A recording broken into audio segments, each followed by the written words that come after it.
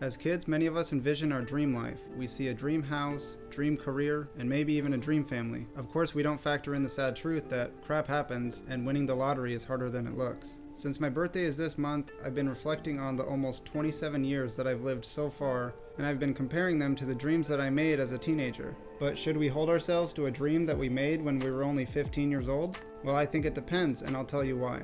Plans change because people change. It's easy to call your friend Billy a failure because he doesn't have a Lamborghini, even though in high school he said he would have one by age 25. Billy settled for less, right? Not necessarily. Maybe life threw him a curveball or two. Or maybe his plans changed because he changed. I believe there's a difference between someone giving up on their dream and someone changing their dream. Maybe at age 15 you didn't know how much happiness raising a family would bring you, or the satisfaction of working with your hands instead of in an office. There are some things you just can't know until you experience them. And I'm not saying having a Lamborghini is a bad thing, or that it wouldn't make you happy, but maybe it's no longer the green grass you envisioned for yourself, because plans change and people change. So what about those things that you still want to do, like learning that second language, or learning to play an instrument, or pursuing that idea and starting a business, or even that DIY project that you've been putting off? I've met so many people that talk about these cool things that they want to do, but then there's almost always a disconnect. Sadly, these are just empty dreams because they have no follow-up.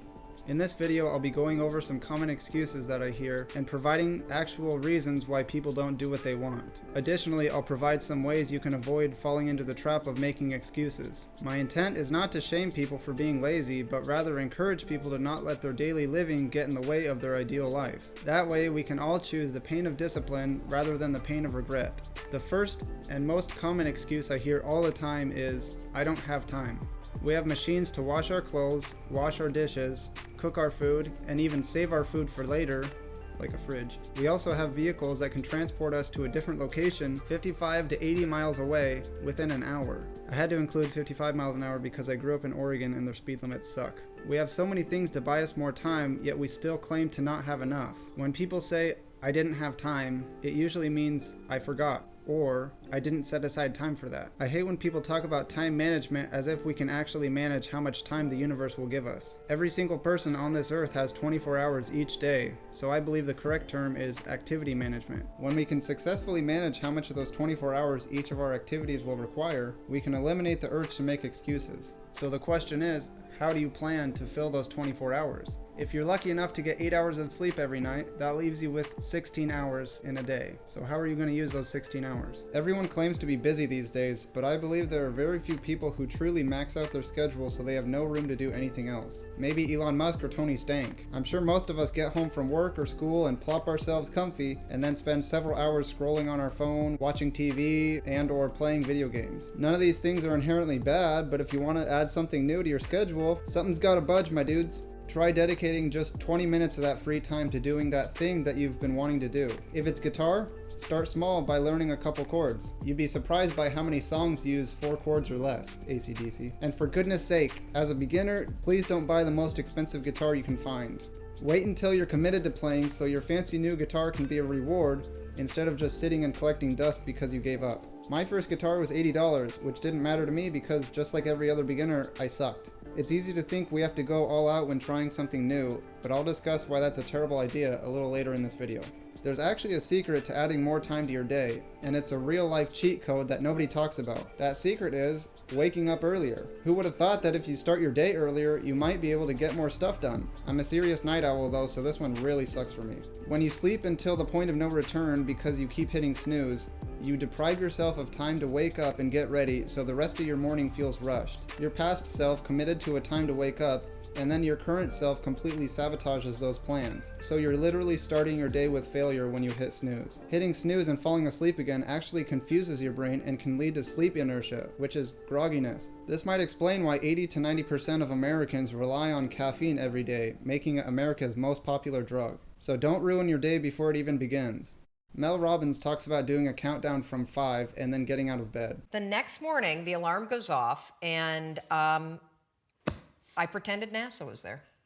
It's the stupidest story. I literally went 5, 4, 3, 2, 1. I counted out loud, and then I stood up. And I'll never forget standing there in my bedroom. It was dark, it was cold, it was winter in Boston. And for the first time in 3 months, I had beaten my habit of hitting the snooze button.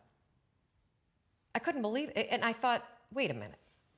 Counting backwards? That is the dumbest thing I've ever heard in my entire life. Well, the next morning I used it again and it worked. The next morning I used it again and it worked. The next morning I used it again and it worked. And then I started to notice something really interesting. There were moments all day long, just like that 5-second moment in bed, where I knew, knowledge, what I should do. And if I didn't move within 5 seconds, my brain would step in and talk me out of it. Every human being has a 5-second window, might even be shorter for you. You have about a 5-second window in which you can move from idea to action before your brain kicks into full gear and sabotages any change in behavior. Give that method a try and maybe you'll become an instant millionaire. That's just a joke, by the way, so don't come at me in the comments section. But that's actually a great segue to the next video in this series. So to sum it all up, I believe that everyone has time to do the things that they want to do. If you feel like you don't have enough time, then figure out what you can eliminate from your schedule completely, or just spend less time doing those things so you can enjoy doing something more fulfilling. If you haven't seen my last video talking about the importance of vacations, go ahead and check that out and I think you'll enjoy it. Thanks for watching and stay tuned for episode 2 coming this week. What's up, guys? Subscribe to Ricky's YouTube channel at Ricky Wilder and make sure to click that bell so you can be notified every time he uploads. Thank you. That took only 67 takes. This is my brother Zach. Get out of here. X-Files, turn around. We are live in 3, 2, 1. If you're lucky enough to get 8 hours of sleep, that leaves you with 15. Gosh dang it.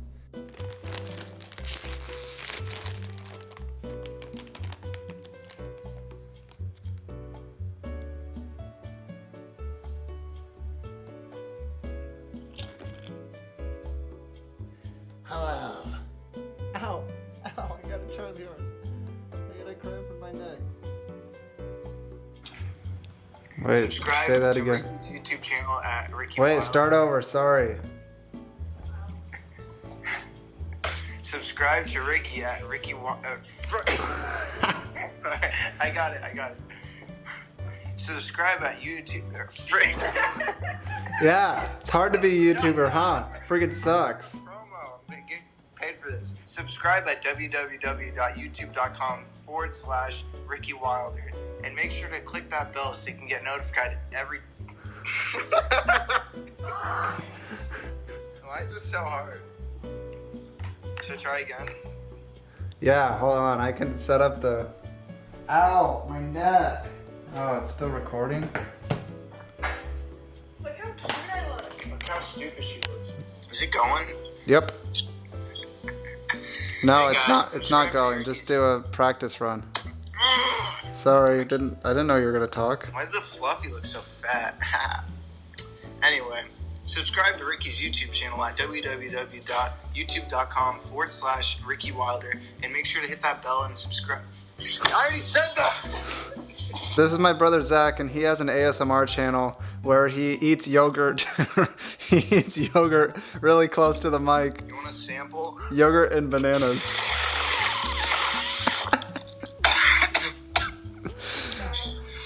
Was that tasteful? Subscribe to Zach's ASMR channel where he slurps up yogurt really loud and eats bananas really loud and stirs macaroni and I cheese. swallow them whole, get it right. Pretty much everything that sounds disgusting to normal people will sound good to you freaks. Channel where I eat an entire casserole every session, so check that out. Yeah, okay, say goodbye to the camera. Farewell, fellas. Okay.